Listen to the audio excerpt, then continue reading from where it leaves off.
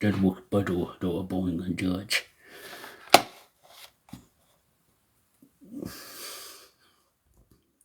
Good morning. How are you doing?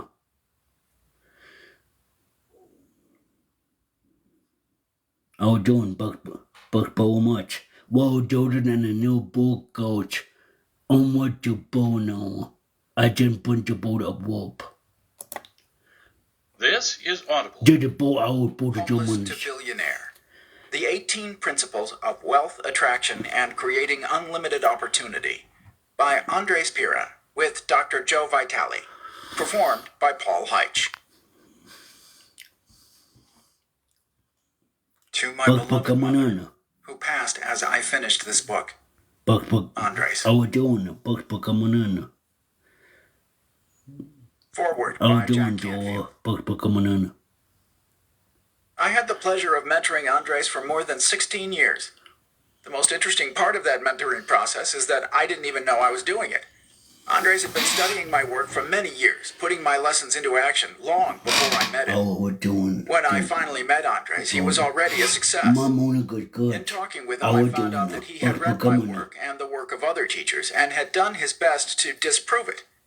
That's correct, disprove it. I've worked with millions of people worldwide who generally want to learn the principles I teach. Andres was different. He wanted proof.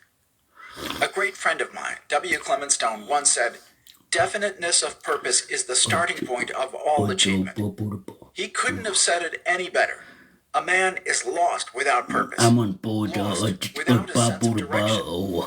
I was surprised that someone as young as Andres fully understood this quote. No, I'm on board. Famed author and radio host Earl Nightingale said that if a ship left the harbor with someone at the controls who had clear directions and a clear sense of purpose, it would get to its destination 99% of the time.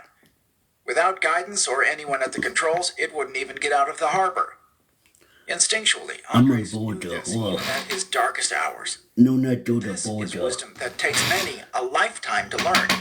As a lifelong teacher, I was very much intrigued by Andres' story. I'm going. Years ago, I started the Transformational Leadership Council with some of the most powerful transformational leaders, coaches, authors, and filmmakers who, like me, wanted to open the minds and hearts of people everywhere.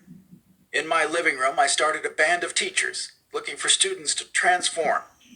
Worldwide, we have found ourselves in front of many students, and for that, I am eternally grateful. So imagine my surprise when I met a student who started out trying to disprove my teachings, only now to credit me for being a part of his transformation publicly. For years, Andres spent his days like a ship without anyone at the controls. However, when he finally found that purpose and desire, he applied all he learned from reading books like Rhonda Byrne's The Secret, and then continued to build upon that through ups and downs, successes and failures. Could I have predicted, or could he have foreseen, that as a former gang member, he would become one of the most celebrated real estate developers in southern Thailand, a billionaire at the age when most are still trying to decide on their career? When I read Homeless to Billionaire for the first time, it occurred to me that a new generation of transformational leaders was emerging. Leaders who demand proof before they will share knowledge. Proof that the knowledge they learn in books can make a difference when applied outside of the book. When you hear Andres' story, you will find yourself saying, "I already knew that, but I never thought to apply it the way he did." Homeless to Billionaire is a compilation of the most powerful success principles mixed with real-life scenarios that provides the proof that the new generation is looking for when deciding on a leader to follow. I'm gonna urge. I'm gonna put into my monarch. Whereas most companies focus on the bottom line, often pinching employee salaries to save money, he believes in paying employees more. While many companies treat employees as workers, Andres treats them as a family, with a sincere desire to see them succeed and help them understand how to harness the power of the universe to improve all facets of their own lives. Also, in a time when a generation of millennials demand proof before compliance, Andres has mastered the formula for making his employees believe in the Good morning, impossible. how are you doing? He knows how to make money, inspire, and drive success like no one I have ever met. When we met for the first time, he credited me, along with others such as Dr. Joe Vitale and Bob Proctor, with his education and thirst for more. The audiobook you are listening to brings Andre's compelling story and modified success principles to the forefront in a time when it is easier to be skeptical than inspired. Homeless to Billionaire teaches about vibrational giving, the power of goal setting, how to think bigger, how to increase profit through employee motivation, and how to control your emotions and eliminate any negatives in your life.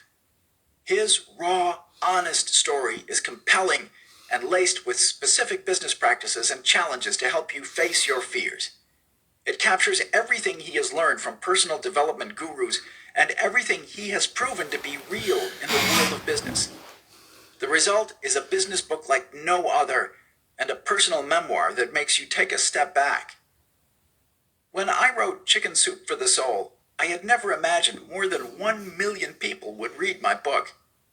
My prediction is that when 1 million people read Andre's book, he won't be surprised, because he has learned to expect success. He'll ask for success, believe it will happen, and see it achieved. It's how he started his journey homeless on a beach, expecting success to come to him.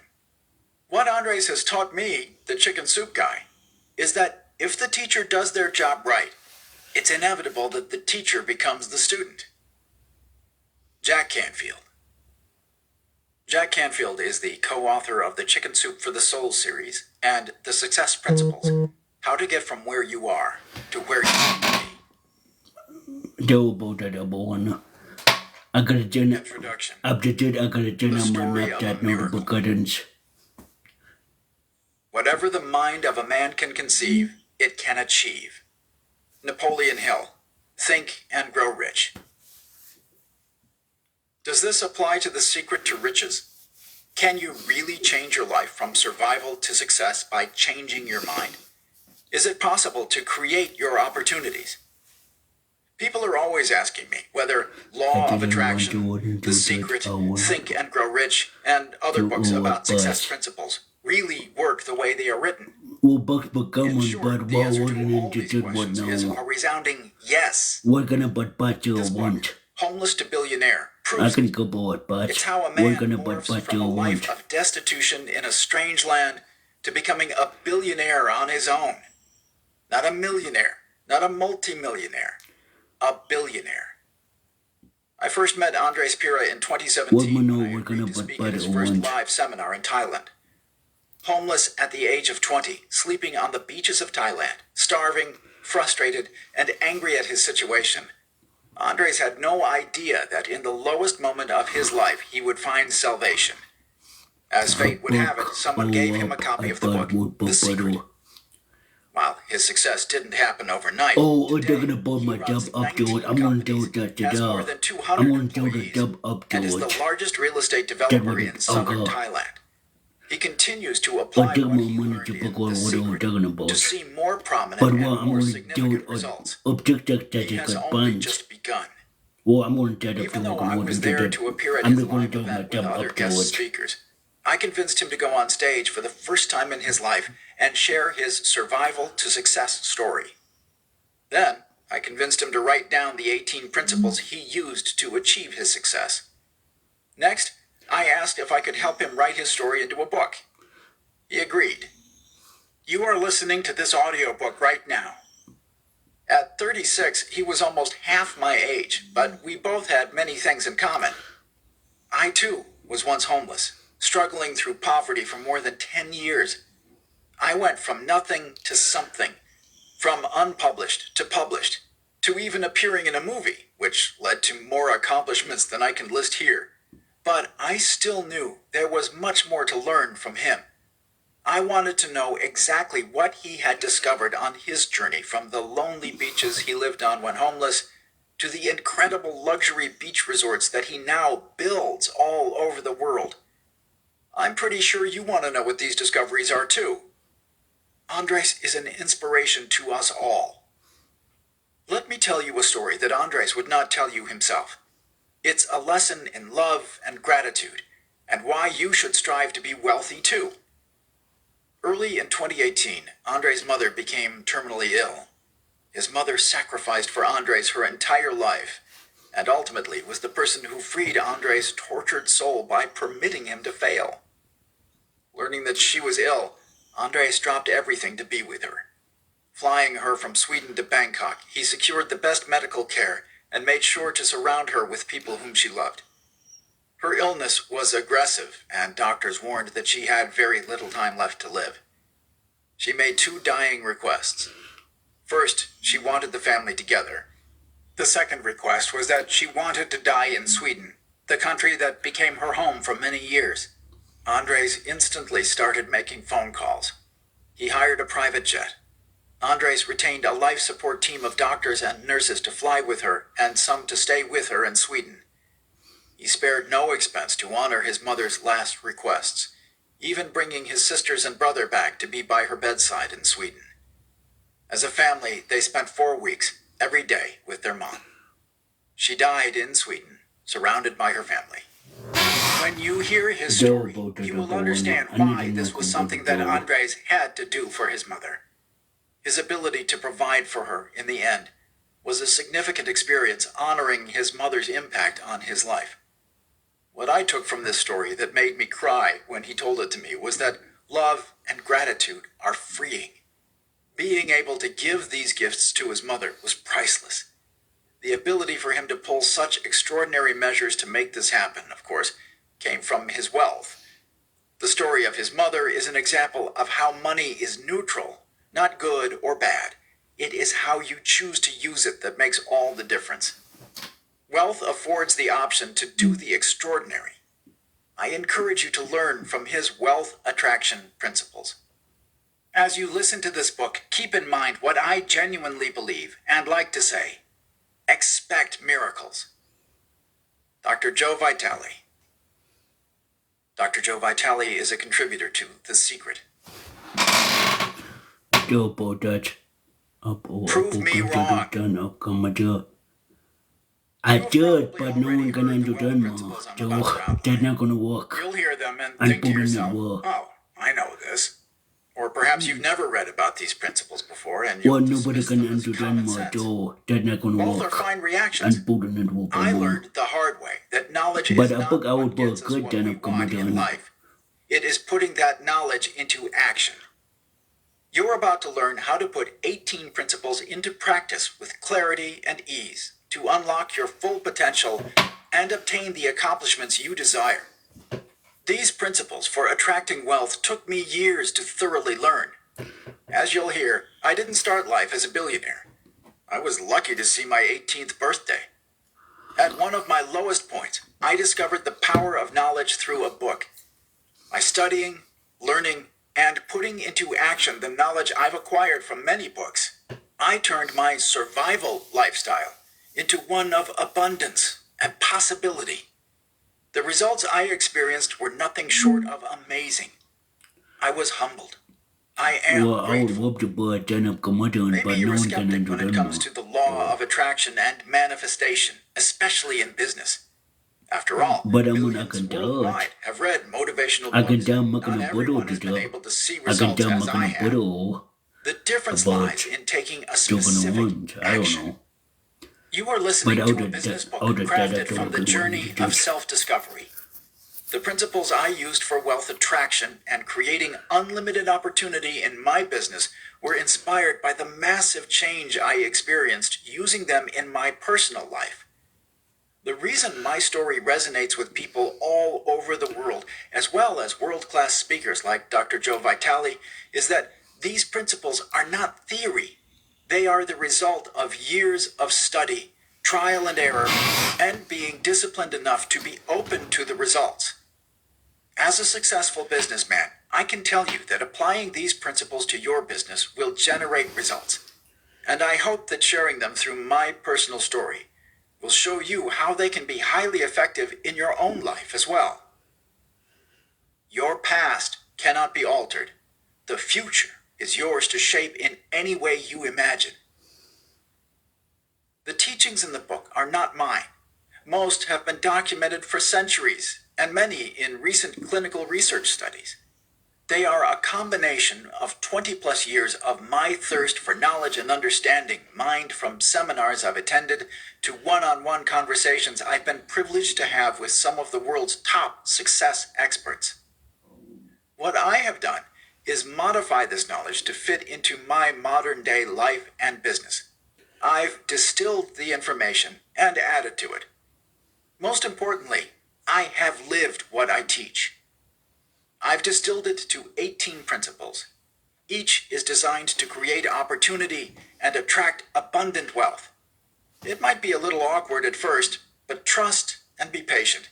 You'll quickly come to realize how easy each of the principles is to apply. Don't become overwhelmed by trying to put all 18 into action right away.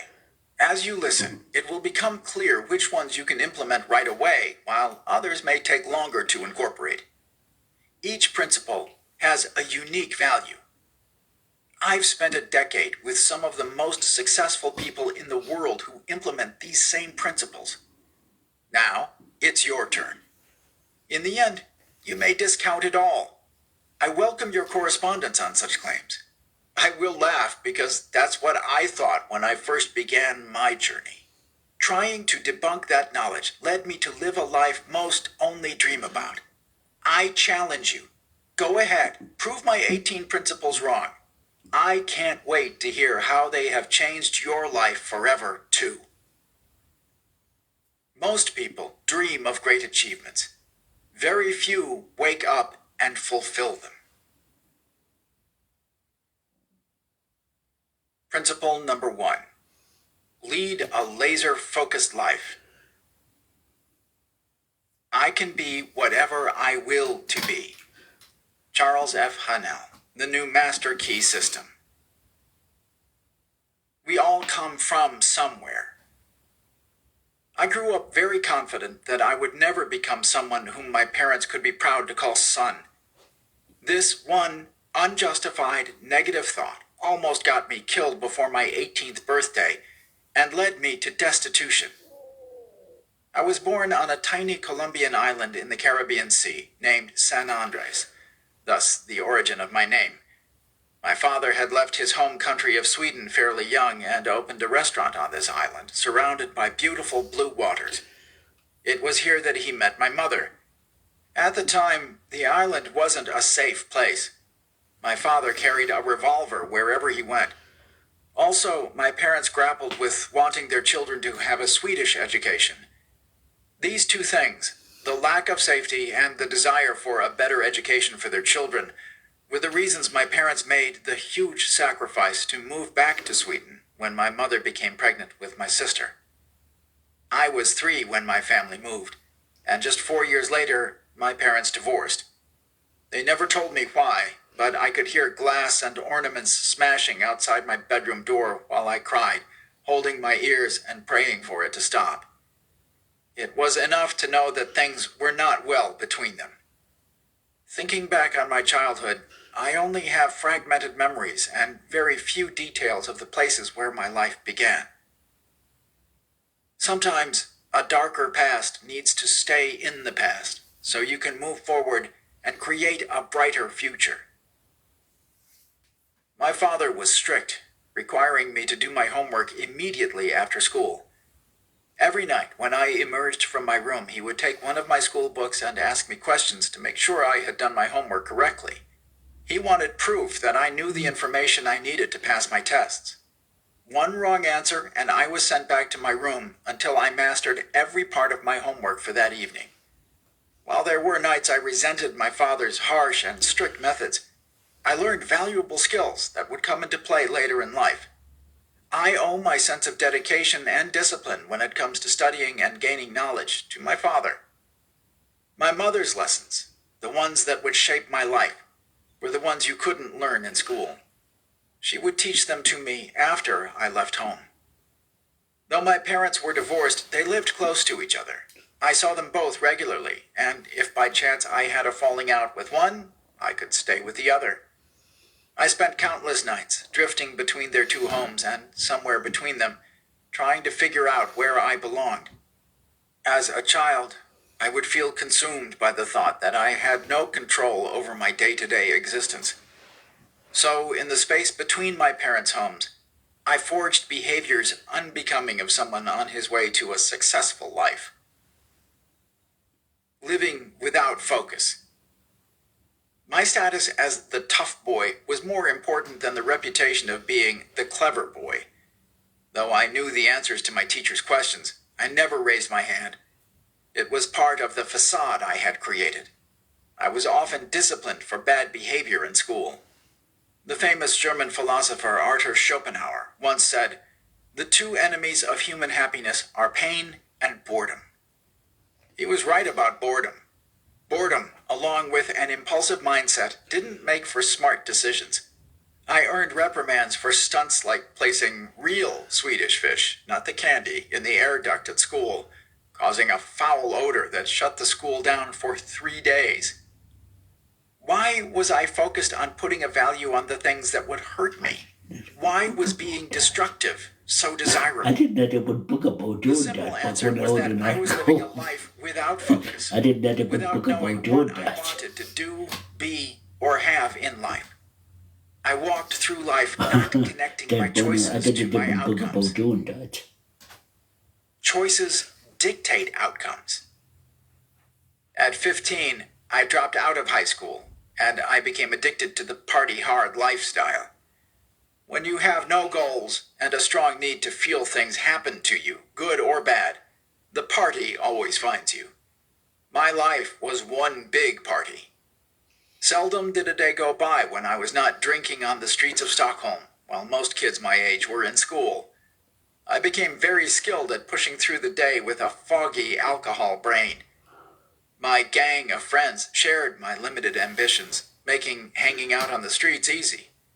Soon, groups of friends partying together turned into gangs of friends fighting, sometimes with each other, often with other gangs. There was one rule of the suburban streets of Stockholm: never show weakness or fear.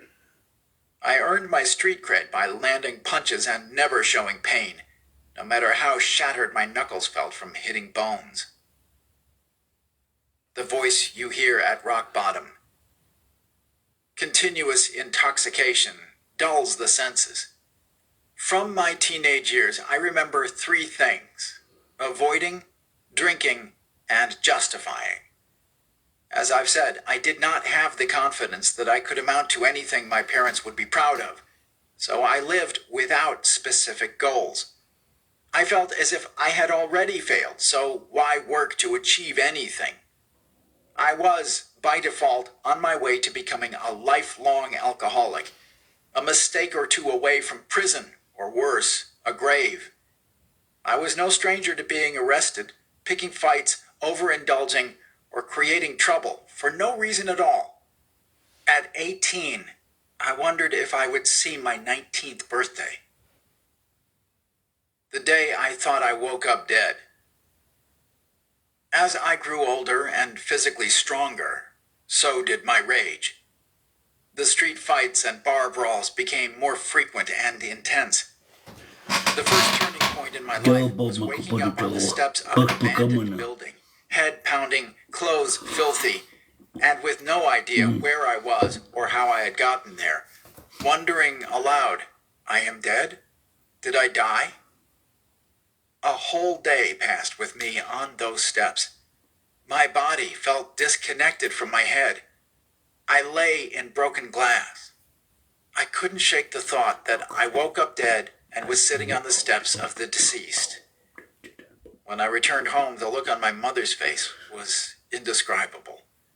Without her saying one word, I felt her hurt, worry, disappointment, desperation, and anger flow through me. It hurt worse than any punch I'd ever received. When my father heard I had returned, he and my mother argued over what to do with Andres. I was immediately transported back to my old room again, a young child, tears flowing, and hands over my ears.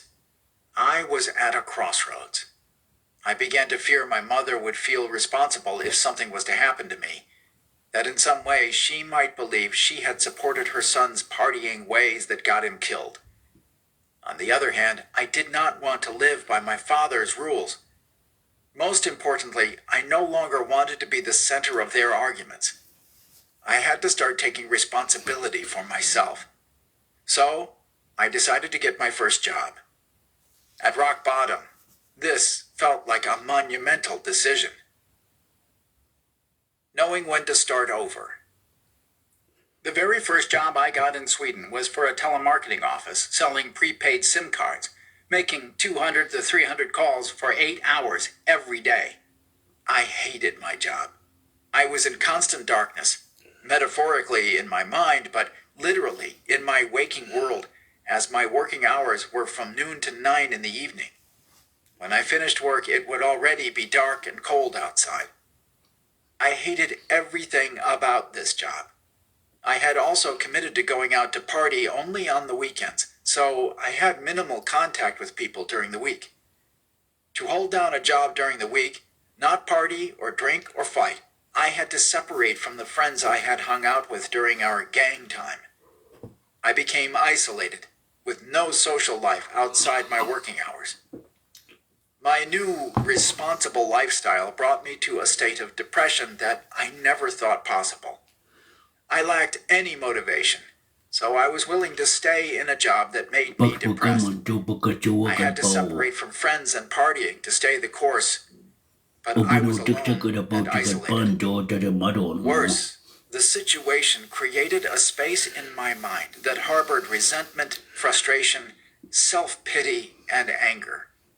My thoughts were always wrapped up in these emotions. I found any excuse not to go to work, leading to my dismissal. I immediately blamed it on the company, my managers, and the customers. The outcome was not my fault, I told myself. It's what we all tell ourselves when we won't take responsibility. I believed that if you did not have an excellent education, you would never be able to get a good job. So I felt stuck. My doctor prescribed 3 different antidepressants. Happy to escape my day-to-day, I took the medications, which made things worse. I became completely isolated from the world, so paranoid that someone was coming for me that I stood by my front door, often for hours, waiting for them to arrive. It was a complete mental breakdown. In the darkness, at my lowest point, I heard a voice say, "You are better than this." The voice I was hearing became persistent. The voice, which I now know is the universe, was trying to tell me something. I was not ready to hear it. I could hear the voice say, "You are better than this," but I didn't know what to do with this information. So, as it often does, the universe changed tactics. The same year, my grandfather passed away. Just like that, without warning. The impact hit like a ton of bricks. His death put a blaring thought in my head. I will never be better than this unless I escape from here. I knew I had to leave this all behind if I wanted any chance of survival. I knew deep down in my gut that I had to disappear and find what I truly wanted in life. I needed distance from it all to gain a new perspective. 2 months later, the universe came knocking again. My grandfather had left my sister Linda, my brother Christian, and me $2,000 each. When my father handed me the check, he specifically told me to save it for an education or put it in a savings account for later years. Holding the $2,000 in my hand, I had an inspired thought. I could use this money to fly away, buy a ticket, and vanish. I could force myself to start over. I had no idea where the one-way ticket would take me, or what I would do when I got there, or how I would survive without knowing anyone. I pushed any hesitation out of my head. The voice I heard now said, "Don't worry about the how. Start with a goal." Good morning. Knowing exactly what you want in life is the first principle of wealth attraction. Bugs will You come on, must don't decide forget on to specific goals that you want to achieve and be very clear about those goals and their importance in your life. The key is to keep that goal in the forefront of your mind and be open to adjusting it as new opportunities arise. Did I understand this when I bought that plane ticket? Absolutely not. I'm grateful that the universe understood it for me. What I did understand was that I had to become laser focused on exactly what I wanted to do, be, and have. The success difference. I have studied success masters like Jack Canfield, Dr. Joe Vitale, Brian Tracy, Napoleon Hill, and others, reading their books and attending their seminars. I have found that these successful leaders share a trait with some of the wealthiest people in the world: writing down their goals. The research supports it, the masters preach it, and my own experience has proven it to me. Writing down goals is non-negotiable. Each year I write down 101 goals that I will achieve in the next 12 months. It works. I make it a big part of running my companies. I am a high school dropout and former gang member who did not have the support of a wealthy family. I've been homeless, bankrupt, and clinically depressed. I have achieved incredible success despite these limitations. I am virtually no different from anyone else. The laser focus I have on my goals and the discipline I apply to them allows me to attract wealth and unlimited opportunity in my life. Goal setting is powerful. Applying goal setting to business. Most people, when asked about their goals, are not sure of their goals or cannot articulate them in a clearly defined manner. Part of my success in business has come from teaching my employees how to dream and identify their goals through a goal-setting exercise. 1. Write down all the things you don't want in life. 2. Once you have nothing left to write, draw a line after the last thing you don't want in life. 3. Then, on a new sheet of paper, write the opposite of what you just wrote. For example, if you wrote, "I don't want to be poor," then on your new sheet of paper write, "I want to be rich." If you wrote, "I don't want to be alone," then write the opposite, "I want to be in a relationship," and so on. I don't want to be sick. I want to be healthy. I don't want to be stuck here forever. I want to travel and see new things. 4. Once you have completed your opposite list, make a third list. What can I start doing today?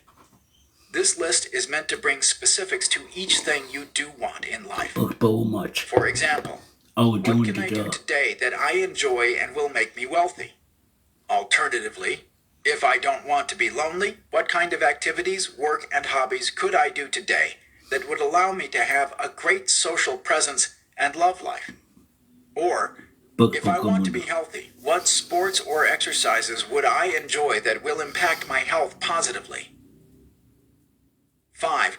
Once you have created the "What can I do today" list, circle the top 5 sentences that inspire you the most and add a reasonable timeline to take action toward these goals. I'm doing good. Then, circle the next 5 and so on until everything is circled with deadlines.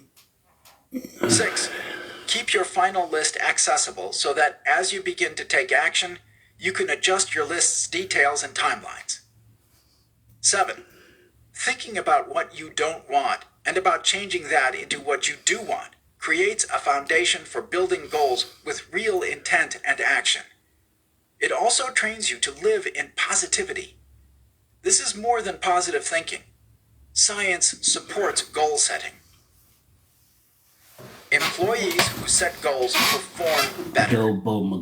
Sitting with employees to discuss their goals has a substantial impact on results, both from a motivational perspective and from a performance perspective. One of my top agents started in our organization 6 years ago with no real goals or desires in life. He was eager to learn and adapted well to the lessons I offered. He ended up writing 92 goals that he wanted to accomplish and put into action. With this proven strategy, he had accomplished 83 of 92 goals in less than 6 years. The anatomy of wealth attraction. There is a connection between what we visualize in our minds and what we bring into reality with our physical actions. Through visualization, we can alter the strength of our brain waves to help us connect what we desire and our physical ability to achieve it. I call this the anatomy of wealth attraction. Study. Playing the piano in your mind. Research from Harvard University focused on the brain and how thoughts affected by having two groups play piano, one in reality and the other in their mind. Both groups had the same intellect and neither had been trained to play the piano. One group was told to play scales every day on the piano. The other group was to play by merely thinking about playing the same piano scales as Group 1. Scans were done before the study to measure brain activity. After the study, both groups had their brains scanned a second time. The scans measured any structural changes as a result of the piano playing, both imaginary and real. In both groups, the part of the brain corresponding with finger movements from piano playing showed considerable growth. This demonstrated that just thinking about playing the piano had the power to change the brain as if they had physically been playing the scales all along. Shaping your reality requires visualizing your future in full color detail. Full color, detailed goals. Don't be vague when stating your goals, such as saying, "I want to be rich," or "I want to be healthy." Those are just the first sentences in the paragraph detailing your goals. When you set a new goal, always ask and answer these 3 questions. 1. How will that item or experience look in detail when I receive it? 2. How long do I give myself until I reach it? 3. How will I feel and act when I achieve it? An example might be, I want to be wealthy. I want to earn an extra $50,000 this year, and I want to make it within the next 4 months at the latest. I want to be able to look at my bank account balance and see an extra $50,000 this year and in the account. I will feel relief, happiness, joy, and peace to have that extra income and be able to take care of my family and my debt. Bright, vivid mental pictures are essential to creating opportunity in your life. You don't need to understand the how of reaching your goals. Just be clear on exactly what you want and how you will feel when you reach them. Principle number 2. Take risks, responsibility, and action. But so much. He who is not courageous enough to take risks will accomplish nothing in life. Muhammad Ali. How do you tell your parents you're leaving and don't know if you are ever coming back? I was overcome with nervousness, but I had finally gained the strength to go after what I wanted in life. I was about to face my parents and tell them that I just needed to start over. I had to do something before the negativity in my life took hold of me again. As the 3 of us gathered at my mother's house, I stared at the floor, gathering my thoughts, swallowing lumps of air. Minutes passed. One idea stayed solid in my mind. You can't go backward. Then, as if someone else was saying it, the words tumbled out in the most ungraceful way. I'm leaving. I've decided to leave, not just for a while, forever. I can't stand it here anymore. I'm stuck. I'm stuck in my own life. I couldn't stop the words from tumbling out. I need someplace else in the world to be happy. I was painfully aware that my words crippled my mother. She had worked tirelessly to give me a happy life. My father questioned my sanity and then moved to rationalize. I pulled the ticket out of my back pocket. I already used the money from grandfather. I bought the ticket. My mother silent the whole time, finally turned toward me. The look in her eyes made me weak. How could I leave her, maybe forever? My hands began to shake again. I was trying to find a response so that I could take that look out of her eyes, but I didn't have to, for she spoke first. Andres, go. Go. Go. Follow your heart and do what you feel is right. If everything goes wrong, you always have me here waiting for you with open arms. Permission. With that sentence, my mother released me from my torture by permitting me to fail. The gift the universe gave me that day was making me believe I had no other choice but to take this immediate action, to act on this inspired thought that if I vanished from this place, my life would be better. Risk plus action equals growth. When I finally arrived in Bangkok, I couldn't wait to get off the plane and see the blue ocean and white sandy beaches and drink my first coconut water. Except when I stepped off the plane, all I could see were high-rise buildings and traffic like I had never experienced. Buildings, cars, storefronts, and thousands of people greeted me as I searched for the paradise I had pictured in my mind.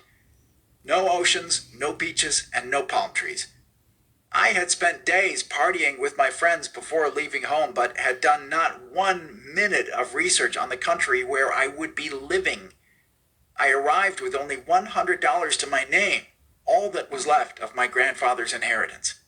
Phuket was so far south that I needed another plane ticket to get there. It cost more than I had.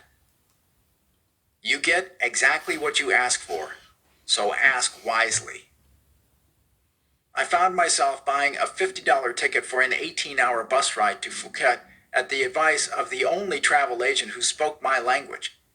With little choice and nowhere to go, I arrived early to the bus departure hall and sat down on one of the public benches across from the bus station. 2 benches away were 2 guys drinking some form of liquor. It did not take long until they waved at me to come over and join them. This scenario was familiar to me, drinking in the streets with friends, so I immediately joined them. As I told them my story, they reassured me that traveling to Phuket was a good idea because there was much money in that region and many farangs, Thai for tourists. Next, they asked me if I had ever tried Thai whiskey before, which they called lao khao, meaning fermented rice. They explained that it was delicious and very strong. I was about to board a bus for 18 hours and start my new life. This seemed like a perfectly good reason to celebrate. Plus, it would help me sleep better on the bus, I told myself. 1 sip soon became 2, which then became 10. The next thing I remember is waking up in a moving vehicle in darkness. Using my cell phone for a light, I looked around to see that bags and suitcases surrounded me. Again, I was in a total panic. Why was this happening to me? My mind raced and my breathing became irregular. All I could do was look around with the dim light of my cell phone. As I looked around, I realized that I was lying on a white blanket with bags and suitcases packed around me. I finally understood that I was in the luggage compartment below the bus. It was not until the bus stopped for dinner that the driver opened the hatch and I crawled out, looking very confused and lost. The bus driver explained to me that I had gotten so drunk that I had passed out on the bench where I was drinking with the guys I had just met. When my bus finally arrived at the departure hall, they couldn't wake me up to board the bus. The fermented rice alcohol had left me completely unresponsive. The bus driver explained that the guys I had been drinking with knew that I was going to Phuket, so they convinced him to take me on that bus. Worried I'd be sick on the bus or disturb other passengers, the driver agreed to let me ride in the luggage compartment. Instead of carrying me onto the bus, they prepared a white blanket on the floor of the luggage compartment with a pillow and placed all the bags and suitcases around me so I would not roll around. At the time, I believed that being made to ride to Phuket in the luggage compartment was another thing that was happening to me, and I could not see why. I made no connection between my choices and the outcomes. When I reflect on that experience, I realize that it was the most comfortable bus ride I have ever taken in my life. And those two guys who I never saw again saved me by getting the driver to take me on the bus. When the bus driver put me in the luggage compartment, it was an act of kindness. The universe was introducing me to the kindness and generosity of the people in Thailand, the country I soon called home. Put your life into action. Arriving in Phuket with only $40, I was filled with both excitement and panic. I was ready to start my new life in this beautiful place, but knew that I needed to find a job quickly. I approached all the hotels along the beach roads to see if any of them needed a young, motivated worker who spoke 3 languages fluently. On the second day, I obtained a trial employment opportunity. It was a meager paying job, distributing invitations to tourists to visit a hotel and telling them about the hotel's latest promotions and travel packages. Each time a tourist came in with one of my invitation cards, I would receive a small commission. I now had a job in Thailand. The irony was that I was handing out brochures and talking to people about the beauty and fun to be found in Phuket as if I had lived my entire life there. But I had yet to experience any of this. I'm gonna go up on that